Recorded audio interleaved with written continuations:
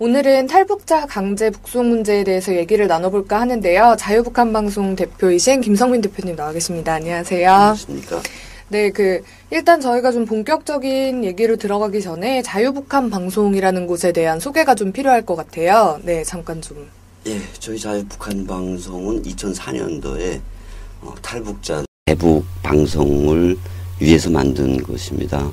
그때 당시 한국 정부가 북한을 향한 방송 중단을 선포했죠. 그래서 북한 주민들에게는 사실 이 전파 방송 유일하게 외부 소식을 받아들일 수 있는 매체인데 이걸 한국 정부가 안 한다니까 우리 탈북자들이라도 하자 그래가지고 시작했던 방송이고요. 현재는 그래 7년째 하고 있고 매일 2시간씩 단파 라디오를 보내고 있습니다. 아, 그러면은 좀 다양한 계기가 있었겠지만, 네. 구체적으로 이렇게 해야겠다라고 느끼셨던 결정적인 계기 같은 게 있나요? 네, 말씀드렸지만, 2002년도에 이제 남북 정상회담이 열리게 되지 않습니까? 그때 북한에서 후속 조치로 여러 가지를 요구했지만, 제일 먼저 요구했던 것이 남한에서 삐라를 보내지 말라. 그리고 라디오를 하지 말라. 이런 내용이었어요. 그래서, 정부는 그만뒀고 탈북자인 저희들로서는 북한 사람들에게 제일 필요한 게 이거다. 식량도 필요하겠지만 정신적인 식량이 더 필요하다. 그래서 그때 상황에는 좀 사실 열악했죠. 한국 정부가 그만두겠다는 걸 우리들이 하기도 그렇고요. 그리고 라디오가 어디 쉽습니까? 마음만 가지고 되는 것도 아니고. 그래도 그런 여러 가지 생각들이 의견들이 합쳐가지고 그땐 탈북자가 지금처럼 많지는 않았지만 십시일반으로 돈도 내고 또 재간 있는 사람들은 또 재간을 내주고 지혜를 그래서 만들어졌던 방송입니다. 네. 김 대표님 같은 경우도 탈북자시잖아요. 네. 그런 좀 과정을 설명해 주세요. 어떤 과정을 거쳐서 탈북을 하게 되셨는지 좀 생생한 얘기를 듣고 싶으실 것 같아요. 예, 저는 북한에서 남북 정상회담이 열리게 되지 않습니까? 그때 북한에서 후속 조치로 여러 가지를 요구했지만 제일 먼저 요구했던 것이 남한에서 삐라를 보내지 말라. 그리고 라디오를 하지 말라. 이런 내용이었어요. 그래서 정부는 그만뒀고 탈북자인 저희들로서는 북한 사람들에게 제일 필요한 게 이거다. 식량도 필요하겠지만 정신적인 식량이 더 필요하다. 그래서 그때 상황에는 좀 사실 열악했죠. 한국 정부가 그만두겠다는 걸 우리들이 하기도 그렇고요. 그리고 라디오가 어디 쉽습니까? 마음만 가지고 되는 것도 아니고.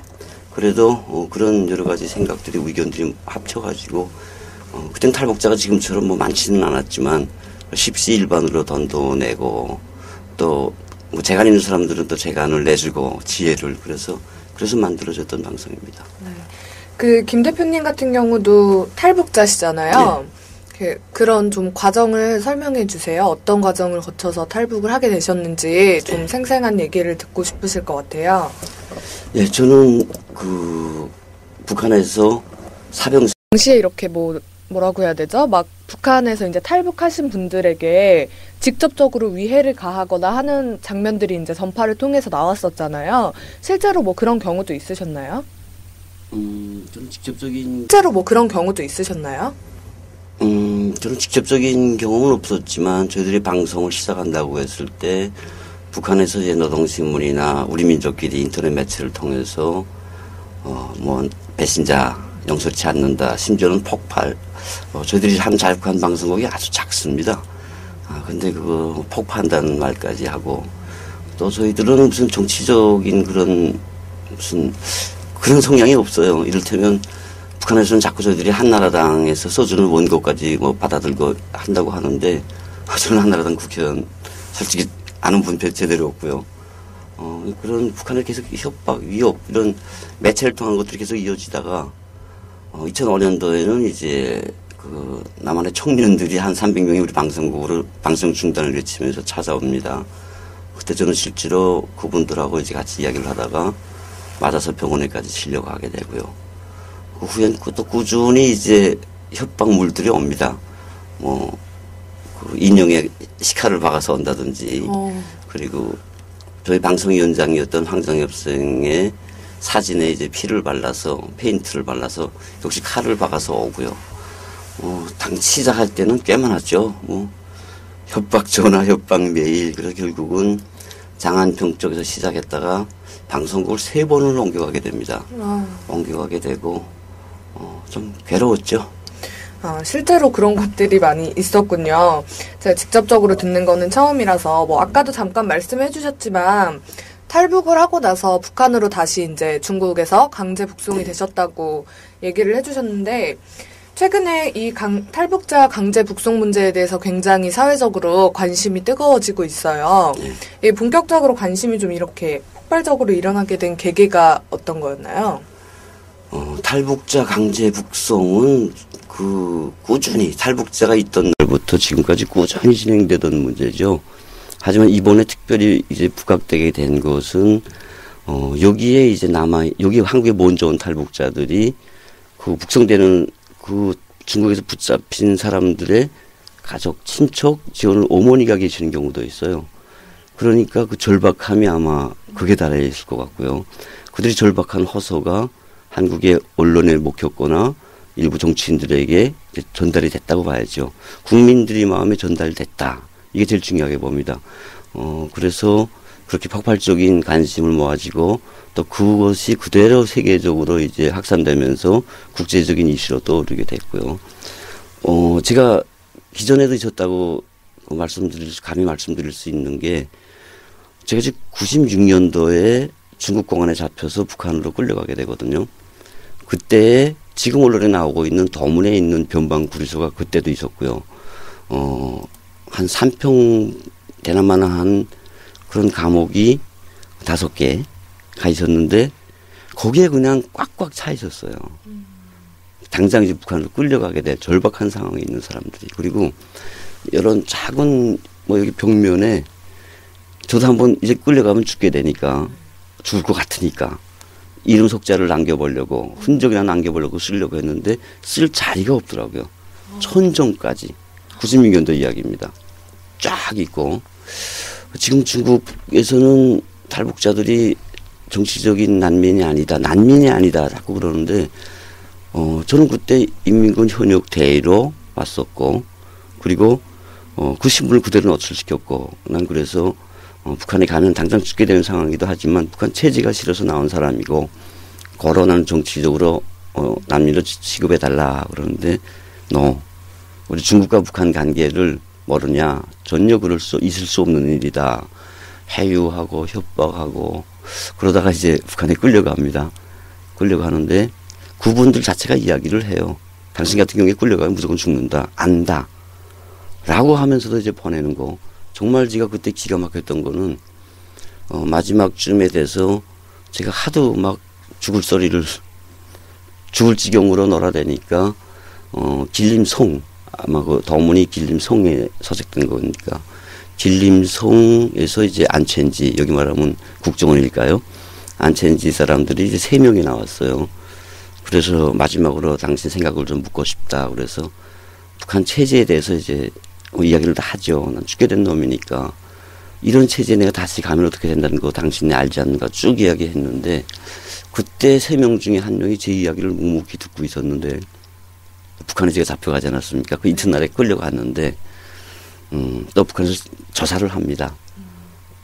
왜 중국에 갔댔냐. 그런데 그게 조사를 할 때 1차 조사라는 게 저쪽 북한 사람들은 당국자들은 첫째로 정치적인 목적을 띈 사람이냐 아니냐를 구분을 하거든요.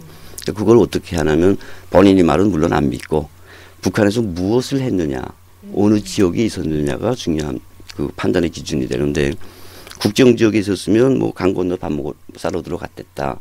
어느 정도 통합니다. 본인이 완강하게 우기면. 그리고 하지만 평양시 지역에 있는 사람이 그 특별 통행증을 떼야 되는 국정 지역에 와서 간다는 건 말이 안 되니까 정치적으로 분리가 되죠. 저 같은 경우에는 군인, 장교, 이거 분리할 필요도 없는데 그게 두려워서 제가 6일 동안을 거짓말했어요. 근데 청진시에서 목재공장 노동자였다. 그러면 한국 같으면 벌써 금방 알아보죠, 이거를. 그런데 이건 전화를 돌려서 알아보고 하는 게 한 이틀 내지 3일을 걸리더라고요. 그럼 청진이 안 살았구나.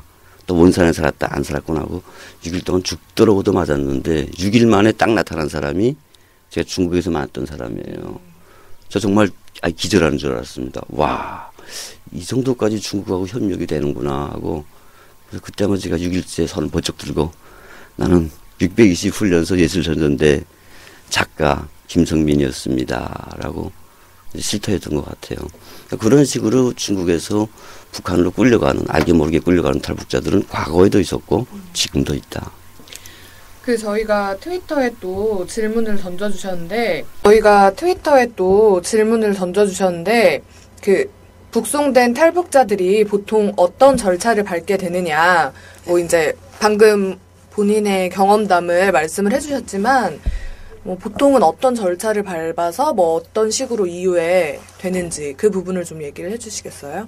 예, 제가 한번 그냥 일괄적으로 말씀을 드린다면, 중국에서 중국 공안에 체포되는 순간 탈북자들은 중국 공안 내에 있는 외사과로 이송이 됩니다. 외사과의 관리를 받습니다. 그 외사과에서 이 탈북자들을 데려다가 지역별로, 물론 북경 쪽에서 잡히면 신의주 접경 지역인 단동으로 가게 되고요. 동북 삼성에서 기본적으로 잡히면 도문이나 영종, 그런 이제 탈북자 수용소들로 변방대로 끌려가게 됩니다. 이 호송 자체를 이제 외사과에서 관리를 하고 있습니다. 공안 외사과에서.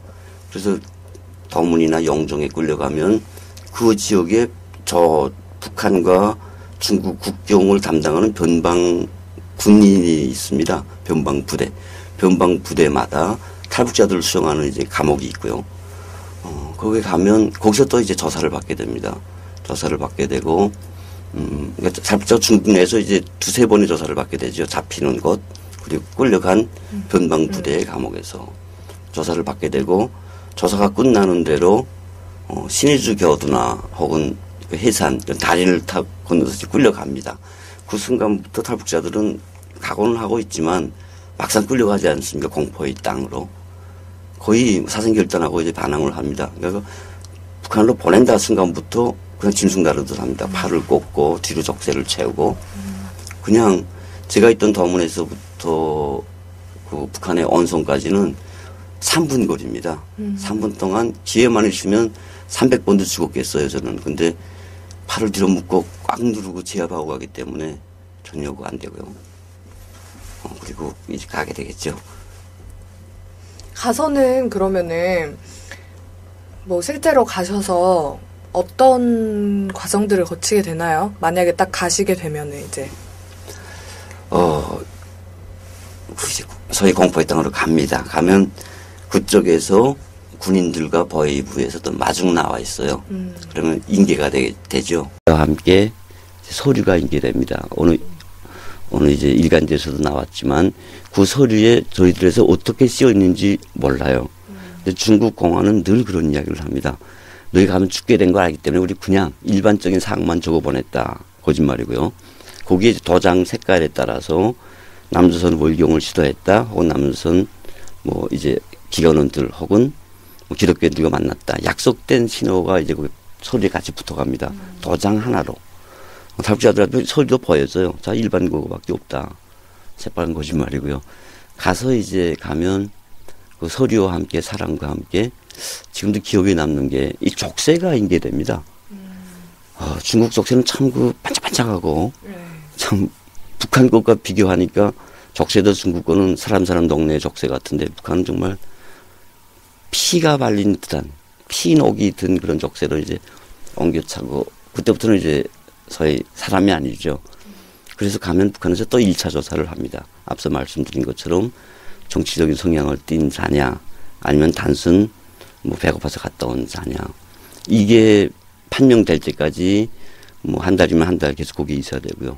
판명되는 순간에 민간인들 같은 경우에는 자기가 살고 있는 각 도 보위부 혹은 각 도 안전부 경찰로 정치적인 성향에 따라서 이관되게 됩니다. 군인들 같은 경우에는 인민무력부 보위사령부로 가서 거기서 또 조사를 받고요. 거기서 실제 조사를 받고 이제 단순 월경이다. 나 배고파서 갔댔다. 그렇게 되면 1개월에서 6개월 동안 노동교화형이 처해지고요. 그리고 정치범으로 인정될 때는 정치범 수용소. 저 같은 경우에는 현역 대의가 남선 탈영 남선 탈출시던데 저희 부대에 이제 그 공개 재판을 이제 날짜가 정해져 있고 부대를 압송되다가 열차에서 이제 도망쳐서 이제 뛰어내려 가지고 다시 왔고요. 그래서 그렇게 경우가 그렇게 되는데 남한의 한국 분들이 저희들이 이렇게 얘기를 하면 노동기화 허용 한 달에서 6개월 그거 뭐 별치 않다라고 하는데 제가 여기 와서 탈북자 동지회 이제 사무국장도 하고 회장도 했습니다. 현재 저희 방송국에 탈북자들이 있고 탈북자들을 자주 만나다 보니까 그런 증언들을 많이 접하게 되는데 북한에서 노동기 와서 6개월 정도는 정말 사람 죽이기도 남는 노동 강도의 열악한 환경이거든요. 준권 없이. 그래서 그것을 사람들이 제일 두려워하고 있어요. 그러니까 그런 공포가 기다리더라. 뭐 꼭 다 죽음과 직결된다고 하지 않지만 그런 공포가 직결된다더라. 이런 것들이 문제가 되겠죠. 네, 특히 이번에 그 탈북자 강제 북송 문제가 더욱 좀 크게 떠오르게 된 게 저희 트위터에서는 해시태그라고 표현을 하는데 샵 세이브 마이 프렌드라고 해서 내 친구를 도와주세요 라는 운동이 벌어졌단 말이에요, 대대적으로. 그리고 뭐 실제로 미국에 있는 한 그 청원 전문 사이트에서 청원이 일어나기도 했었는데 이것도 이제 탈북자 출신의 한 대학생이 시작을 한 거라고 하더라고요.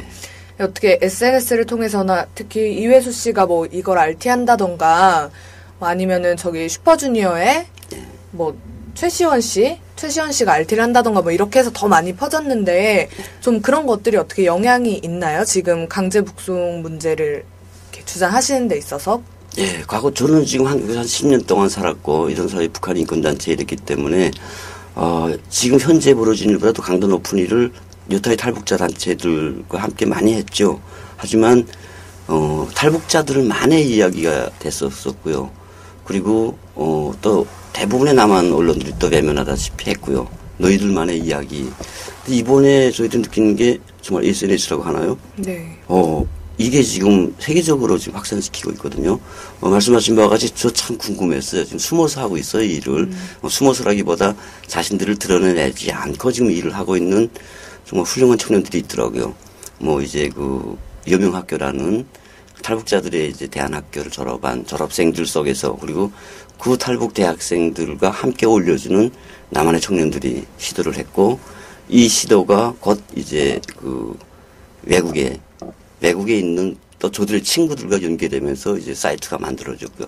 아마 다음 날로 만들어진 걸 저는 봤어요. 저희 홈페이지에도 이제 소개됐던데 이걸 보면서 와 이렇게 확산되는구나.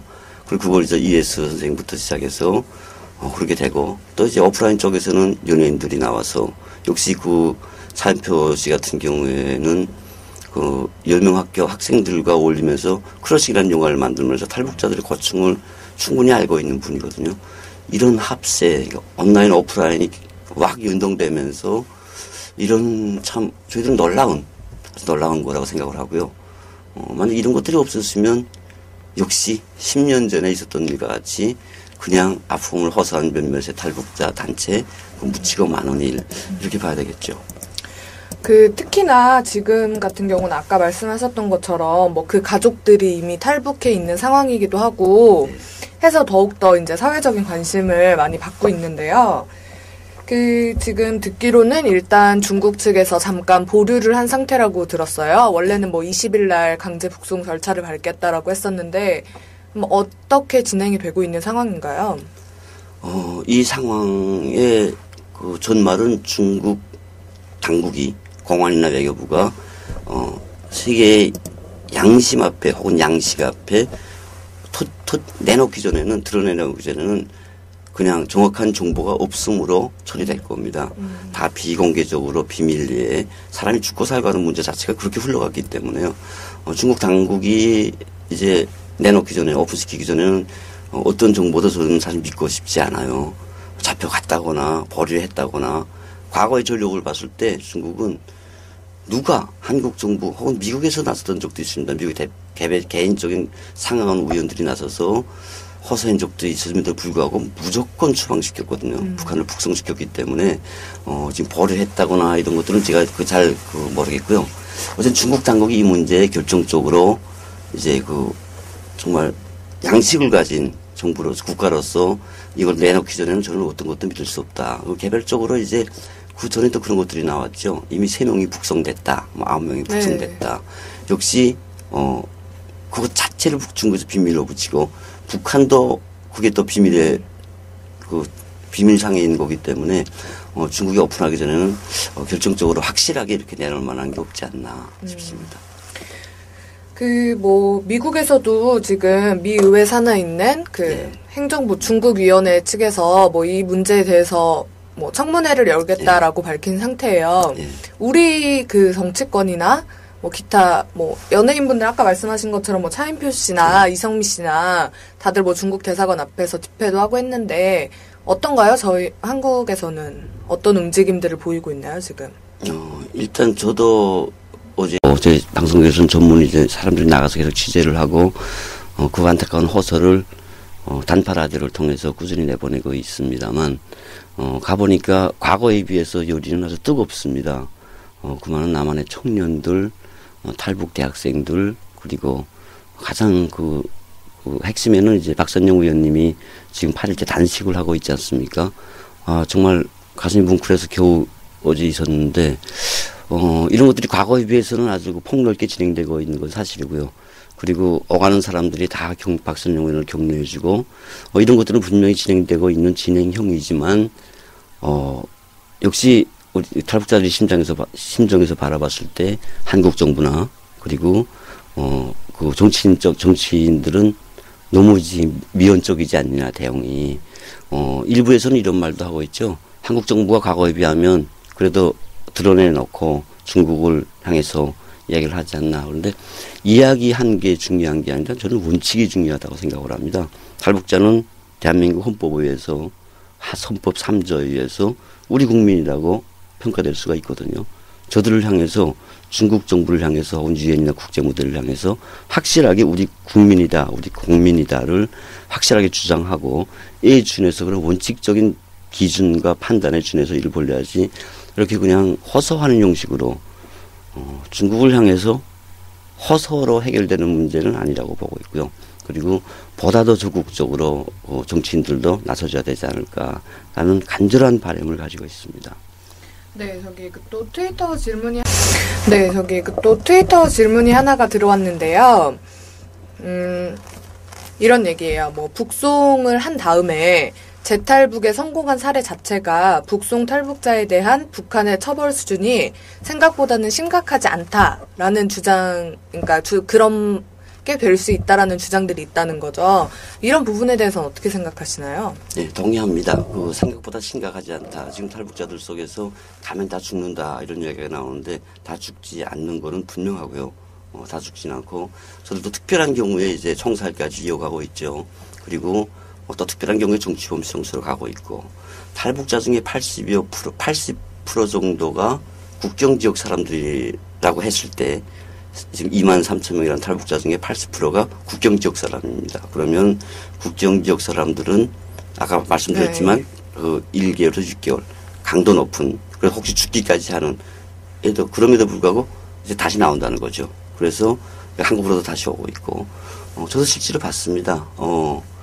제가 한번 탈북해서 죽을 고비를 겪고 이제 가다 열차에서 도망쳐서 왔다 했는데 열차에서 뛰어내서 세 번 다시 온 사람이 있더라고요. 이거는 그런 이렇게 순간적인 그런 북한 당국의 혹은 경찰 당국의 실수와도 연결되겠지만 북한에서 그렇게 공허한 흐름이 한국처럼 째여 있지는 못합니다.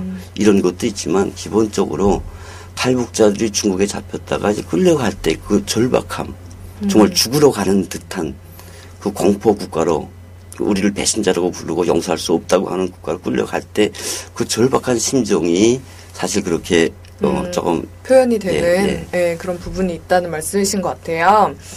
사실 그런 얘기도 있어요. 여기에서 탈북자 분들이나 혹은 북한에 대한 얘기들을 들어보면 세상 없는 정말 무슨 도깨비들이 살 것 같은 나라고 이런 곳이었는데 금강산이나 이런 곳에 다녀오시고 하시는 분들이 계시면서 실제로 가서 봤더니 생각보다는 굉장히 발전되어 있고 우리랑 그렇게 크게 차이가 없는 그런 곳이더라 뭐 이런 얘기를 하면서 정말 그 정도의 심각한 수준인가라는 의문을 제기하는 분들도 많이 계세요. 그래서 왜 탈북을 하고 계시는지 뭐 그런 부분을 좀 얘기를 해주세요. 제가 한국에 와서 역시 북한 공부를 좀 다시 하고 있는데 80년대 초반에 북한의 유경 호텔이라고 하죠. 105층짜리가 지을 때 한국엔 100층짜리가 없는 걸로 알고 있었어요. 또 70년대 초까지만 해도 GDP 차이가 북한의 그 선적 우위였고요. 이런 자료들이 있습니다만 현재 북한과 남한의 생활 차이는 하늘 땅 차이라고 저는 보고 있어요. 물론 평양시에 또 그 중심부에 그리고 북한 당국이 이제 소위 그 체제 선전을 위해서 만들었던 부분은 어떤 면에서는 남한의 그 문화적 환경과 별로 큰 차이가 없을 정도예요. 하지만 그거는 북한의 전부가 아니고요. 평양시는 북한 사람들 자체도 가기 힘든 곳이거든요. 그 특별 통행증이 있기 전에는 들어를 못 가는 곳입니다. 이쪽 사람들에게는 배급도 좀 어느 정도 주고 또 중앙 부처 사람들 또 허위사령부 이런 것들이 다 모여 있으니까 북한에서는 그 평양시에 3,400만을 가지고 사실 북한을 다룰 거예요. 평양 정권이라고도 하죠. 지방 사람들의 삶의 수준은 정말 최악이라고 저는 감히 말씀드립니다. 제가 북한에 살 때 군인이었음에도 불구하고 지방에 나가면 군인들도 영양실조가 와서 훈련을 못할 상황이고요. 정말 풀죽이라는 걸 저는 사실 민간 주민들이 나가면서 처음 알았는데 정말 강내 한 줌에 풀 뜯어다 놓고 북한 당국이 얘기도 했죠. 볏짚 뿌리를 해서 가르내서 강내에 쌀에다 벼 뿌리를요. 이런 것들을 하면 그나마 죽지 않는다는 내 나름대로의 자료를 만들어서 돌리기도 했고요. 단순히 먹고 사는 것 자체보다도 정말 열악한 삶을 살죠. 저는 한국에 와서 이런 것들을 늘 사실 경이롭게 봅니다. 현재 북한에서는 지금 그런 아무리 평양을 잘 만든다고 해도 북한에서 외국에 뜨는 비행기가 하루에 4대입니다. 모스크바에 왔다 갔다, 베이징에 왔다 갔다. 아마 14년도에 아마 독일에 한 대가 또 갔다 갔다 한대요. 그래서 넉 대인데 대한민국은 제 자료를 보니까 700여 대의 항공기가 올랐다 내렸다요. 하루에. 이런 북한이 아무리 저들이 잘한다고 해봐야 이런 생활 수준 차이가 있죠. 그리고 또 다시 말씀드리면 사람들 개개인은 한 끼가 먹고 살기가 힘든데 그래서 굶어 죽는 사람도 있는데 거기서 탈피하겠다고 나오는 사람들이죠. 이 사람들을 중국 당국에서 지금 정치적이 아니다. 난민이 아니다. 그러죠. 난민이. 북한은 남한 사회와 좀 다른 게 사회주의 사회입니다. 국가가 너희들의 배급을 식량 배급을 책임질 테니 나가서 열심히 일하라. 월급도 개인 소유가 없는 나라가 북한 아닙니까? 개인 소유가 집도 지금 국가가 주는 집에 임시적으로 내가 배정을 받고 사는 사람들인데 그렇게 가장 중요한 문제인 식량 문제를 국가가 책임지겠다고 했어요. 배급소를 만들어 놓고. 반세기 동안 그렇게 했어요. 그래서 어느 날 나라 사정이 어렵다고 배급소 문을 닫아버렸습니다. 그리고 굶어 죽는 사람들이 생겨났고 이러다가 나도 죽겠구나. 나라를 못 믿겠구나. 고 나온 사람들입니다. 이 탈북자들이 얘기를 잘 못해가지고 그냥 배고파서 왔습니다 하는데 이 배고픔 자체가 국가가 약속을 어겼기 때문에 비롯된 거죠. 그래서 나오면 그 순간부터 조국 반역자로 형법상 처리되게 되었습니다. 월경자들은. 이런 정치적인 문제가 분명히 있음에도 불구하고 그냥 보다 나은 삶을 위해서 나온 자들 혹은 뭐 배고파서 나온 식량 이주민들 이거는 중국 당국이 북한 사회를 잘 모르는 것 혹은 알면서도 탈북자 문제로 하여금 북한과의 관계에서 한 발 뻗겠다는 뭐 이런 여러 가지 복합적인 문제가 작용됐다라고 봅니다. 네, 얘기를 나누다 보니까 어느덧 이제 시간이 굉장히 많이 흘렀는데요. 마지막으로 좀 지금 강제 북송이 되기에 앞서서 좀 우리 정부에 요구하는 목소리나 혹은 또 우리 국민들한테 하고 싶으신 얘기가 있으실 것 같아요. 좀 그 부분에 대해서 마지막으로 얘기를 좀 해주세요. 네, 저는 솔직히 대한민국에 와서 처음으로 인터넷도 알았고요. 그리고 SNS라는 걸 통해서 인간들의 문제가 솔직히 시비가 이렇게 막 엇갈리는 것도 목격하고 있어요. 또 저는 제 자체가 지금 이 자리에 나와서 지금 네티즌들에게 얘기를 하고 있고요. 제일 중요한 거는 국민들의 마음이라고 봅니다. 한국 정부의 역할도 중요하고 정치인들의 역할도 물론 중요하다. 하지만 탈북자들을 위해서 당장 끌려가면 지금 탈북자들은 과거와 또 다른 측면이 있거든요. 끌려가면 죽게 됐어요. 특별경비주간에 김정일이 죽은 이후에 아직 특별경비주간도 끝나지 않았습니다. 이때 가면 무조건 죽어요. 이건 제가 뭐 탈북자로서 감히 장담을 합니다. 이 사람들을 살리는 문제는 정치인이 아니에요. 정부도 아니라고 저는 감히 말씀드립니다. 대한민국 국민들이, 네티즌들이, 그리고 청년들이, 정말 양식 있는 사람들이 이 문제의 심각성을 알고, 그리고 생명의 소중함을 알고, 각각의 역할을 해준다면 이 문제 해결될 수 있다고 봐요. 중국이 그렇게 큰 나라가 아니라고 보거든요. 아무리 저들은 대국이라고 해도 원칙과 양식 앞에서는 그렇게 큰 나라가 아니라고 봅니다. 그래서 이 문제를 정말 대한민국 국민들이 내일처럼 받아들이면 된다라고 생각합니다. 네, 오늘 말씀 너무 감사드리고요. 다음번에 또 한 번 모시고 좀 더 이렇게 자세한 실상을 들어볼 수 있었으면 좋겠다라는 생각이 듭니다. 오늘 나와주셔서 너무 감사하고요. 수고하셨습니다. 네, 수고하셨습니다. 감사합니다.